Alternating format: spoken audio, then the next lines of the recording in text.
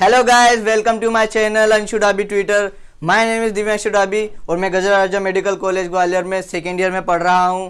और आज जिस टॉपिक के बारे में हम बात करने वाले हैं वो है माइग्रेन। तो चलिए शुरू करते हैं। हेलो दोस्तों, तो आज हम जो टॉपिक पढ़ने वाले हैं वो है माइग्रेन। आपने पता सुना होगा पूरे वर्ल्ड में माइग्रेन के लोग बहुत है। माइग्रेन में होता क्या है बेसिकली? माइग्रेन मतलब हेडेक, सिर में बहुत तेज दर्द होगा हमारे, तो उसको हम बोलते हैं माइग्रेन। तो माइग्रेन की एक सिंपल सी एक भाषा में बोले तो एक ऐसा मिस्टीरियस डिसऑर्डर है, एक ऐसा मिस्टीरियस डिसऑर्डर है जिसमें हमारे सिर में पल्सेटाइल हेडेक होगा, बहुत ऐसे भच भच टाइप से हेडेक होगा, पल्सेटाइल हेडेक होगा। और जनरली ये जो हेडेक होता है ये हमारे वन साइडेड होता है, या तो एक तरफ के सिर में दर्द करता है। बहुत सारे लोगों को आपने देखा होगा, बोलते होंगे कि यार मेरे सिर में इस साइड में दर्द हो रहा है। तो अगर ऐसा कोई पेशेंट आता है तो हम उसको कह सकते हैं कि वो माइग्रेन का पेशेंट है। अब जो माइग्रेन जो होता है वो जैसे कि मैंने आपको इधर पिक्चर में बताया हुआ है कि इस बंदे को बहुत तेज सिर में दर्द हो रहा है तो माइग्रेन हो रहा है। तो माइग्रेन जो होता है वो पल्सेटाइल हेडेक होता है। फर्स्ट चीज ये पल्सेटाइल हेडेक होता है और जनरली ये वन साइडेड होता है। ओके, अब इसके बाद में माइग्रेन भी 3 टाइप्स का होता है। अगर माइल्ड है तो मतलब ज़्यादा उसको अपन एनाल्जेसिक्स दे देंगे। ओके, उसके बाद में फिर मॉडरेट होता है और एक सीवियर होता है। तो इसके लिए हम डिफरेंट टाइप्स ऑफ ड्रग्स पढ़ेंगे और देखेंगे कि आखिर माइग्रेन हो क्यों रहा है। तो चलिए शुरू करते हैं। दोस्तों, हम इसको एक लाइन में लिख सकते हैं कि pulsatile headache of with nausea and vomiting. Pulsatile headache होगा और नोजिया और वोमिटिंग के साथ में वर्टाइगो भी हो सकता है। अब वर्टाइगो क्या होता है? मतलब सर घूमना, एकदम से सर घूमेगा, हमको चक्कर जैसा आने का जो होता है उसको वर्टाइगो बोलते हैं। ओके, अब हम इसका कज देखते हैं कि ये किस कारण से हो रहा है। तो इसका कज देखेंगे तो दोस्तों इसका जो कज है वो क्या है? इन्फ्लामेशन होगा या फिर dilation of blood vessels in the brain. मतलब कि ब्लड वेसल्स जो रहेगी हमारे ब्रेन में उनका डायलेशन हो जाएगा अगर, या इन्फ्लामेशन हो जाएगा। इन्फ्लामेशन और डायलेशन होगा। इन्फ्लामेशन की वजह से क्या हो जाएगा? हिस्टामिन रिलीज होगा, हिस्टामिन और ये सब क्या करेगा? उसका डायलेशन कर देगा। डायलेशन की वजह से क्या होगा? हमारे जो क्रेनियम है, ड्यूरामेटर जो है, ड्यूरामेटर पे जो हमारी नर्व्स एंडिंग्स है उस पर स्ट्रेस आएगा। नर्व्स एंडिंग पे जब स्ट्रेस आएगा तो उसकी वजह से क्या होगा? यहाँ पर हेडेक होगा। हमको क्या होगा कि जब हमारा इन्फ्लामेशन होगा तो परमिएबिलिटी इंक्रीज हो जाएगी वेसल्स की परमिएबिलिटी इंक्रीज हो जाने की वजह से वहाँ से जो फ्लूइड है वो एक्सुडेट बाहर निकलेगा तो वो ड्यूरामेटर की जो नर्व्स एंडिंग है उन पे क्या लगाएगा? प्रेशर लगाएगा। तो उस प्रेशर की वजह से वहाँ पे नर्व्स स्ट्रेस होगी और उसकी वजह से हमको हेडेक होगा। ओके, तो आपको समझ में आ गया होगा। दोस्तों यहाँ पर जो कि ये रिलीज हुआ है, यहाँ पर एक सब्सटेंस रिलीज हुआ है जिसको हम बोलेंगे calcitonin gene related peptide release हुआ है, जिसकी वजह से डायलेशन हुआ है। बाद में साइंटिस्टों ने जब इसको रिसर्च किया तब पता चला कि जो फैक्टर रिस्पॉन्सिबल है, क्या ऐसा रिलीज हो रहा है जिसकी वजह से यहाँ पर हेडेक हो रहा है। तो जो सब ये इन्फ्लामेशन और जो इन सब का जो कारण है ना, वो है यहाँ पर जीन रिलेटेड पेप्टाइड जो है कैल्सिटोनिन, ये CGRP। ओके, दोस्तों अब हम इसके लिए ड्रग्स पढ़ेंगे। ड्रग थेरेपी फॉर माइग्रेन के लिए जो भी ड्रग्स थेरेपी है वो हम देखेंगे। यहाँ पर सबसे पहले हमारे को माइग्रेन्स को डिवाइड करना पड़ेगा 3 क्लासेस में, माइल्ड, मॉडरेट और सीवियर। उसके बेसिस पे हम टैबलेट्स और जो ड्रग्स है वो देंगे। ओके, तो लेट्स स्टार्ट। दोस्तों अब हम बात करते हैं, सबसे फर्स्ट बात है माइग्रेन की, माइल्ड माइग्रेन। तो फर्स्ट है हमारे पास में माइल्ड माइग्रेन है।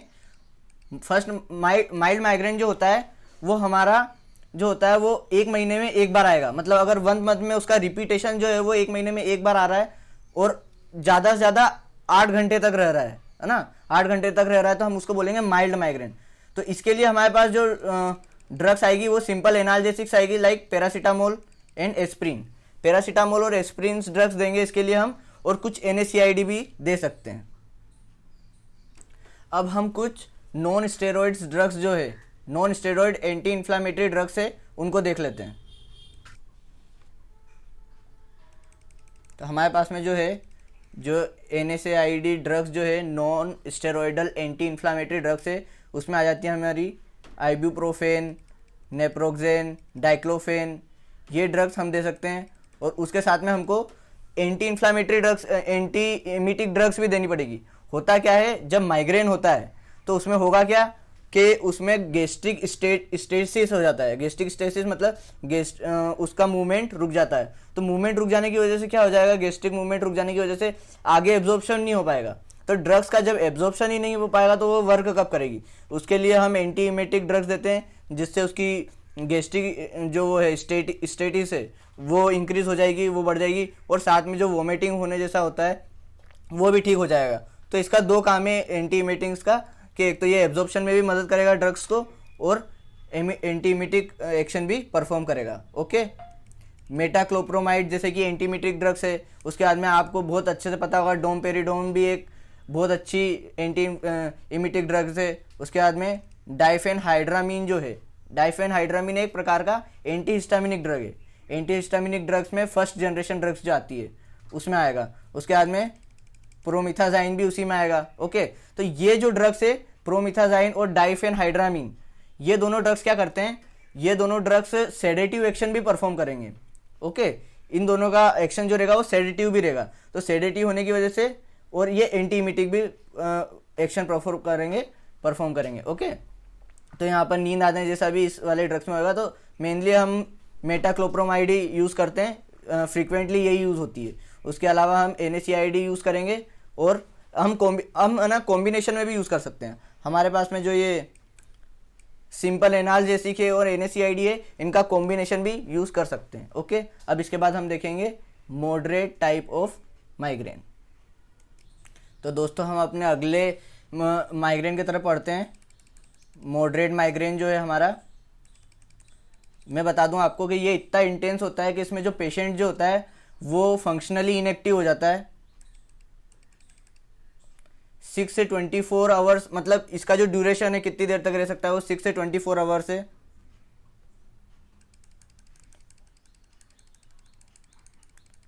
देखो हम इसमें NSAID का कॉम्बिनेशन देते हैं। जो हमने अभी NSAID ड्रग्स पढ़ी, आइबुप्रोफेन, डाइक्लोफेन, है ना, इनका कॉम्बिनेशन पढ़ते हैं।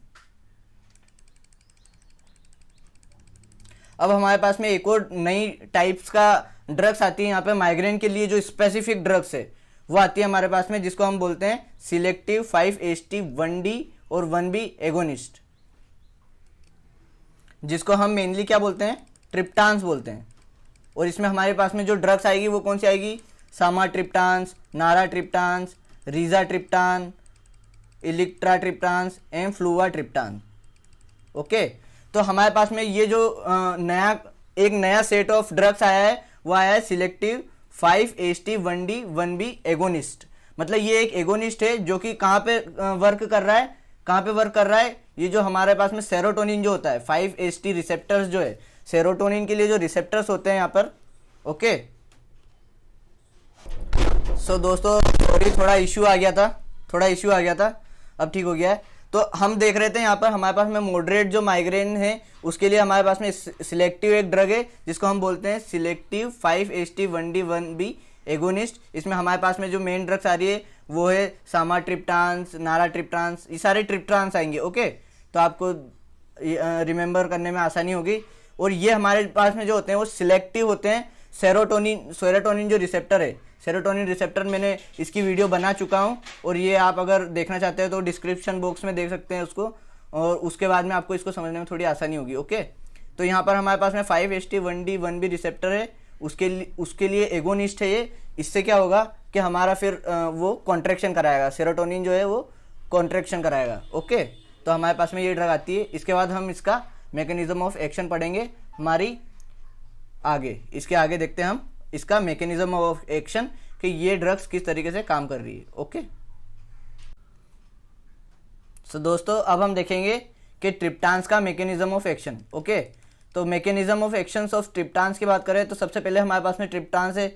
ओके, उसके बाद में हमने ट्रिप्टान्स का स्टिमुलस दिया, हमारा रिसेप्टर जो है वो सेरोटोनिन रिसेप्टर है, 5-HT1B और 1D रिसेप्टर है। उसके बाद में वो ब्लड वेसल्स में गया, ब्लड वेसल्स में जाके वो क्या कराएगा, वहाँ पे वेसो कॉन्स्ट्रक्शन कराएगा। ओके, वेसो कॉन्स्ट्रक्शन की वजह से यहाँ पर हमारा वेसो कॉन्स्ट्रक्शन होगा तो माइग्रेन ठीक हो जाएगा। ओके, सो दोस्तों हमारे पास में एक मैकेनिज्म ये वाला हो गया, और इसके बाद में एक और मैकेनिज्म से हमारे ट्रिप्टान्स काम करते हैं, तो जो सेकेंड मैकेनिज्म है उसमें हमारे पास में ट्रिप्टान्स है, वो ट्रिप्टान्स इनहिबिट कर देगा हमारे CGRP जो होता है, सबस्टेंट होता है, जिसका मतलब है कैल्सिटोनिन जीन रिलेटेड पेप्टाइड जो होता है उसको इनहिबिट करेगा। वो फिर calcitonin gene related peptide inhibit करेगा, वेसोडाइलेशन इनहिबिट करेगा। वेसोडाइलेशन नहीं होगा तो हेडेक बंद हो जाएगा। ओके, उसके बाद में इन्फ्लामेशन को भी खत्म करेगा। तो इनहिबिट इन्फ्लामेशन एंड वेसोडाइलेशन को इनहिबिट कर देगा CGRP को इनहिबिट करने की वजह से।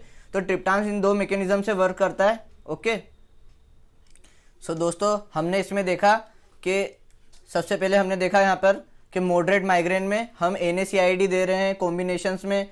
उसके बाद में सिलेक्टिव 5-HT1B 1D रिसेप्टर्स दे रहे हैं।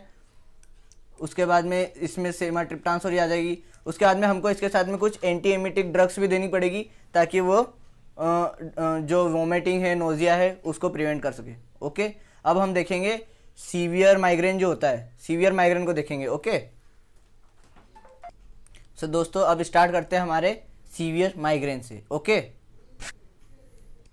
सो दोस्तों अब हम बात करते हैं सीवियर माइग्रेन की। तो सीवियर माइग्रेन में सबसे फर्स्ट है हमारा कि ये जो होता है वो 2 से 3 मतलब टाइम्स हो जाएगा 1 मंथ में, मतलब 1 से 2 बार और उससे भी ज़्यादा बार इसके अटैक आ सकते हैं 1 महीने में। ओके, अब इसमें जो ड्यूरेशन है, कितने ड्यूरेशन तक हो सकता है, तो वो पूरे दिन भर भी हो सकता है, 2 दिन भी हो सकता है। ओके, बहुत सीवियर अटैक होता है कि पेशेंट जो रहता है वो ग्रोसली कंपेटेबल रहता है पूरी तरीके से। ओके, उसको वर्टाइगो होगा, वोमिटिंग होगी।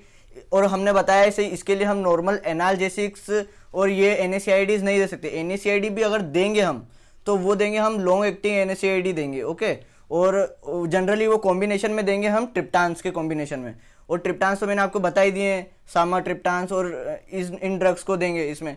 और अर्गोटामिन से एक नया ग्रुप ड्रग है इसमें हमारे पास में। अर्गोटामिन से एक नया ड्रग है, ये भी स्टिमुलेट करता है हमारा 5-HT1B 1D रिसेप्टर्स को, जिससे कि हमारा वेसो कंस्ट्रक्शन होगा और माइग्रेन ठीक हो जाएगा। ठीक है, अब इसके साइड इफेक्ट है पर कुछ, इसीलिए ये जनरली आजकल यूज़ नहीं होते हैं क्योंकि इसकी जगह अब हमारे ट्रिप्टान्स ने ले लिए। ओके, तो इसके साइड इफेक्ट ये है कि जैसे ट्रिप्टान्स वोमिटिंग को कम करने का काम करते हैं, इसके एडवांटेज की बेसिस पे देखें हम तो अर्गोटामिन्स जो होते हैं ये एल्केलॉइड्स हैं एक तरीके के, ये इंक्रीज करते हैं वोमिटिंग को। ओके, और गैंग्रीन आपने देखा होगा कि जब वेसो कंस्ट्रक्शन हो जाएगा, ज़्यादा वेसो कंस्ट्रक्शन हो जाएगा तो हमारे हाथ पैर में देखा होगा ब्लड सप्लाई नहीं होगी, ब्लड सप्लाई नहीं पहुंचेगी, तो वहाँ पे नेक्रोसिस हो जाएगी। नेक्रोसिस होगी तो वहाँ नेक्रोसिस की वजह से गैंग्रीन फॉर्मेशन हो जाता है। आपने पैथोलॉजी में पढ़ा होगा आपने इसको। ओके, तो दिस टाइप ऑफ सिम्टम्स आएंगे यहाँ पर, वोमिटिंग हो जाएगी और नेक्रोसिस हो जाएगी। तो अर्गोटामिन्स हम जनरली नहीं देते हैं, ट्रिप्टामिन्स हम प्रीफर करते हैं। और अगर लॉन्ग ज़्यादा है, अब हम इसका देखेंगे प्रोफाइलेक्सिस। आपको प्रोफाइलेक्सिस पता होना चाहिए कि अब अगर माइग्रेन उसको बार बार आ रहा है तो हम उसको रोकने के लिए, प्रिवेंट करने के लिए माइग्रेन को हम कौन कौन सी ड्रग्स देंगे। ओके, और मैं आपको एक बात बता दूं कि हम ट्रिप्टान्स और अर्गोटामिन्स को साथ में नहीं दे सकते, साथ में नहीं दे सकते ये क्योंकि इसका कोई यूज़ नहीं है। और अगर हम साथ में देते हैं तो इसके चांसेस ज़्यादा हो जाएगा, ज़्यादा वेसो कंस्ट्रक्शन हो जाएगा तो कोरोनरी स्पाज्म हो सकता है, तो उससे डेथ हो सकती है पेशेंट की उल्टी। इसके लिए हम ट्रिप्टान्स को अर्गोटामिन्स के साथ में नहीं दे सकते। ओके, सो दोस्तों हमारा अब जो नेक्स्ट टॉपिक है वो है प्रोफाइलेक्सिस ऑफ माइग्रेन। ओके, सो दोस्तों सबसे पहली बात है कि हम माइग्रेन किस केस में देंगे। माइग्रेन किस केस में देंगे हम, जिस केस में मॉडरेट से सीवियर केस होगा अगर, तो प्रोफाइलेक्सिस किस केस में देंगे हम, जब मॉडरेट से सीवियर केस होगा माइग्रेन का, उसमें और उसमें भी अगर वो 2 से 3 टाइम अगर फ्रीक्वेंसी हो रही है उस अटैक की इन ए मंथ, 1 महीने में अगर 2 से 3 बार से ज़्यादा अगर अटैक आ रहे हैं उसको, तो उसके लिए हमको फिर प्रोफाइलेक्सिस देनी पड़ेगी उसकी। तो अब हम प्रोफाइलेक्सिस से ड्रग देखते हैं। ओके, सो दोस्तों अब हम देखेंगे इनकी प्रोफाइलेक्सिस की ड्रग्स कौन कौन सी है। तो मैंने इन ड्रग्स को 3 कैटेगरी में डिवाइड किया है, A, B, C। तो सबसे पहले हम A ड्रग्स को देखेंगे। तो सबसे फर्स्ट ड्रग है हमारी एंटी डिप्रेसेंट। एंटी डिप्रेसेंट में हमारी आ जाएगी इमिप्रामिन। ओके, इमिप्रामिन हमारी एंटी डिप्रेसेंट में आ जाएगी। फिर सेकेंड है हमारी एंटी इपिलिप्टिक ड्रग। एंटी इपिलिप्टिक में आ जाएगी हमारी वालप्रोएट एंड टोपिरामेट। ओके, तो जो टोपिरामेट है वो अभी नई ड्रग्स रिसेंटली है, न्यू ड्रग है इसी में एंटी एपिलेप्टिक में, जो कि यूज़ हो रही है हमारी प्रोफाइलेक्सिस ऑफ माइग्रेन में। ओके, ये ए ड्रग हो गई। उसके बाद में बी ड्रग्स में हम पढ़ेंगे beta blockers like, okay. Beta blockers में हमारा मेन जो सबसे कॉमन जो है वो क्या है, ड्रग ऑफ चॉइस है। एक तरीके से हम देखें तो प्रोपेनोनोल जो है वो एक तरीके से ड्रग ऑफ चॉइस है प्रोफाइलैक्सिस ऑफ माइग्रेन के लिए, ओके। उसके बाद बात करूँ तो बोटुलिनम जो टॉक्सिन है, बोटुलिनम टॉक्सिन है, वो भी हम उसमें भी वैसो कॉन्स्ट्रक्शन होगा तो उसको भी हम माइग्रेन के प्रोफाइलैक्सिस के लिए यूज़ कर सकते हैं, ओके। उसके बाद में मैं आपको सी बता दूं, हमारे पास सी है calcium channel blockers. Calcium channel blockers में हमारे ऊपर जो सबसे फर्स्ट ये वाली जो आ रही है ये है हमारी फ्लुनारिजाइन। फ्लुनारिजाइन जो है वो हमारी कैल्शियम चैनल ब्लॉकर है। और इसके बाद में कुछ सीजीआरपी जो है कैल्सिटोनिन जीन रिलेटेड पेप्टाइड जो है उसको ब्लॉक करने के लिए हमारे पास में जो ड्रग्स है वो रिसेंटली नई ड्रग्स है, वो मैं आपको बता दूं। हमारे पास में जो इसमें ड्रग है इरानुजुमेब, देखो यहाँ पे हमारे पास में जो ड्रग्स है वो है इरेनुमेब है। उसके बाद में फ्रेन्यूमेजुनेब है, गेलेन्यूमेजुमेब है। अब ये सारे जुमेब जो है ये एक तरीके से एंटी जो है हमारी क्या होती है, ये एंटीबॉडीज़ होती है सिंथेटिक एंटीबॉडीज़ जो कि किल कर देती है इसको जाके। तो ये सारी ड्रग्स मेब जिसके पीछे भी लगता है ये, ओके। तो ये सारी आ जाएगी हमारी प्रोफाइलैक्सिस ऑफ, ये सारी आ जाएगी हमारी प्रोफाइलैक्सिस ABC, ये सारी हमारी आ जाएगी प्रोफाइलैक्सिस ऑफ माइग्रेन के लिए, ओके। माइग्रेन के लिए प्रोफाइलैक्सिस ऑफ माइग्रेन। सो दोस्तों हमारे पास में कुछ ड्रग्स है जो कि अभी यूज़ नहीं हो रही है पर पहले यूज़ होती थी, जैसे मिथाइल सरगाइड एक अर्गोट डेरिवेटिव है। क्या है, एक अर्गोट डेरिवेटिव है, पर इसकी रिस्क थी पल्मोनरी फाइब्रोसिस करा देती थी। पल्मोनरी फाइब्रोसिस कराने की वजह से इसे अब यूज़ नहीं करते हैं, ओके। अब ट्रिप्टान्स को यूज़ करते हैं। अब हमारे पास में एक न्यू ड्रग्स आती है जिसका नाम है लेस्मीडेटान जो है वो भी हमारा सेरोटोनिन रिसेप्टर जो है 5-HT1F रिसेप्टर जो है 5-HT1F रिसेप्टर से उस पर वर्क करेगा।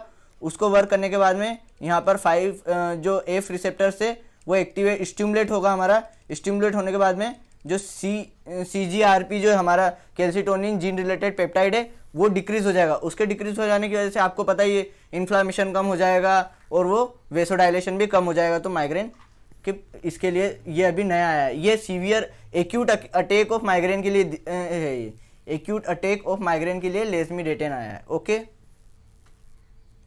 सो thank you guys for watching this video. अगर आपको ये वीडियो अच्छी लगी है तो प्लीज़ शेयर कीजिए, okay. Thank you, bye. So guys अगर आपको मेरी पैथोलॉजी की वीडियोस देखनी है तो मैंने एक नया चैनल स्टार्ट किया है इनसाइड बायोलॉजी करके, आप वहाँ से जाके पैथोलॉजी की वीडियोस देख सकते हैं। मैं जल्दी अपनी नई वीडियोस अपलोड करने वाला हूँ, ओके। उसकी डिस्क्रिप्शन बॉक्स में आपको मिल जाएगी link, okay. Thank you, good bye.